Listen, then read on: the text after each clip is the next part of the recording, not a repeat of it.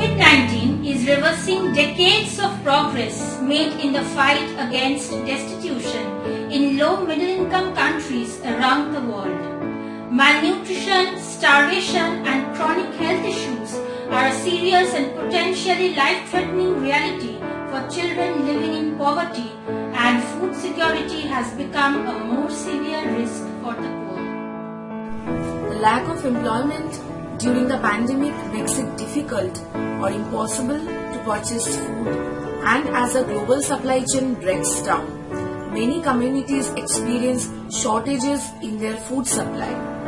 The poor are the hardest hit when this happens, and when food is available, the costs are rising, heightening the shortage as employment and income sources are dying out.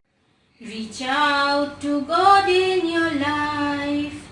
Oh, let Him come into your life. He lives, He is risen, His Spirit is with us. Reach out, together reach out. Reach out to our brothers in need. Reach out to sisters in need.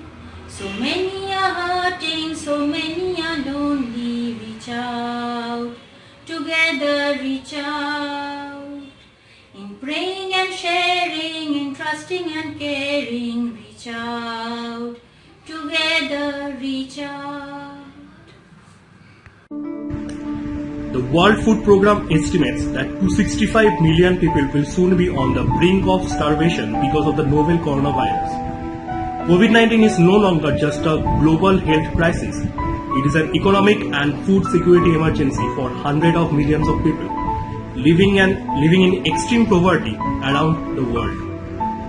A hand held out is a sign that immediately speaks of closeness, solidarity, and love. In these months, when the whole world was prey to a virus that brought pain and death, despair and bewilderment, how many outstretched hands have we seen? The outstretched hands of physicians who sacrificed their well-being and cared for each patient and tried to find the right cure. They left no stone unturned to provide them solace or provide them with their comforting touch.